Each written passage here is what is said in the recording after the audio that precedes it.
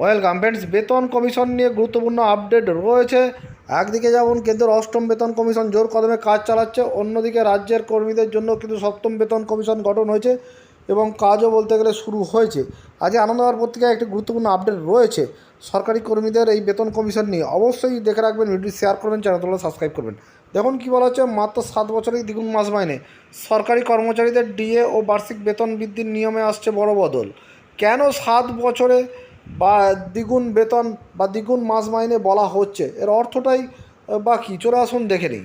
মাত্র 7 বছরেই দ্বিগুণ মাস মাইনে, এবার কেন্দ্রের কাছে সেই সুপারিশ করতে চলেছে অষ্টম বেতন কমিশন। চূড়ান্ত রিপোর্ট জমা পড়ার আগে সরকারি কর্মচারী মহলে তীব্র হচ্ছে সেই জল্পনা। বলা বাহুল্য, এতে আর্থিকভাবে লাভবান হবেন পেনশনভোগীরাও।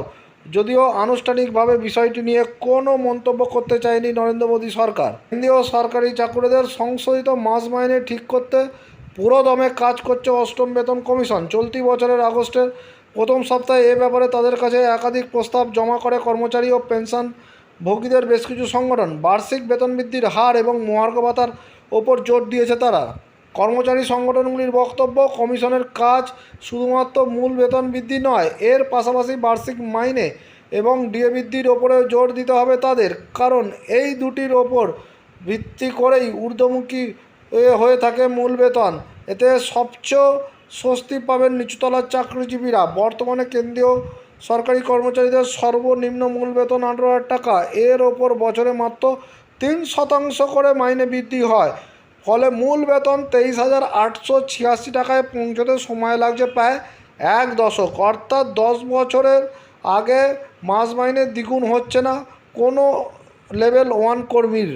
এছাড়া কর্মচারীর মহার্ঘ ভাতা, বাড়ি ভাড়া ভাতা এবং যাতায়াত ভাতা পেয়ে থাকেন। এর মধ্যে মূল বেতনের সঙ্গে ডিএ এবং এইচআরের সংযুক্তিকরণের নিয়ম রয়েছে, তবে মহার্ঘ ভাতাকে 50% পৌঁছাতে হবে। অন্যদিকে টিটিপি এর ক্ষেত্রে এই সুবিধা নেই। এই অঙ্ক স্থির রাখছে কেন্দ্র। অষ্টম বেতন কমিশন কার্যকর করার সময় এই নিয়মে বদল চাইছে কর্মচারী সংগঠন।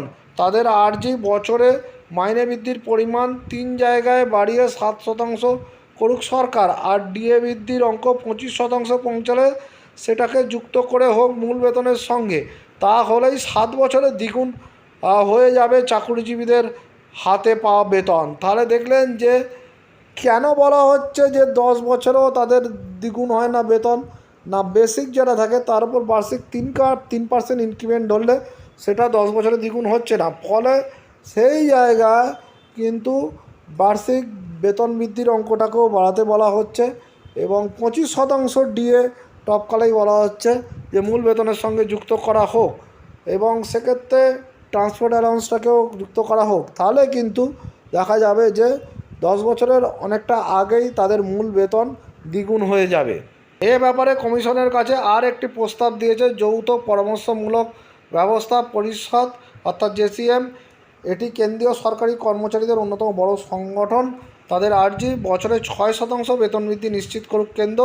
একটি অর্থবর্ষে বাধ্যতামূলকভাবে 3 বার বেতন বৃদ্ধি পাক সমস্ত ভাতা, তারপর সেটাকে সংযুক্ত করা হোক মহার্ঘ ভাতার সঙ্গে।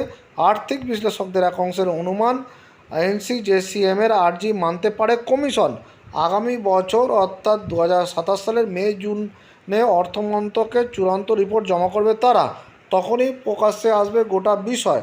তবে 7 না হলেও 8 বছরের মধ্যে মাস মাইনে দ্বিগুণ হওয়ার রাস্তা খুলতে চলেছে বলে আশাবাদী পর্যবেক্ষক মহল। তাহলে দেখলেন যে কতটা গুরুত্বপূর্ণ আপডেট এটা সকলের জন্য। যখনই কেন্দ্র নিয়মটা লাগু করবে বেতন কমিশনে, দেখবেন ধীরে ধীরে রাজ্যের কর্মীদের জন্য কিন্তু সেখানকার সরকারগুলি তারা লাগু করে, কারণ কেন্দ্র যে ফর্মুলা নেয় ফিটমেন্ট ফ্যাক্টর সহ অন্যান্য, সেইগুলোই পরবর্তীকালে রাজ্য গ্রহণ করে। অতীতেও এই রাজ্যের ক্ষেত্রেও সেটা দেখা গেছে।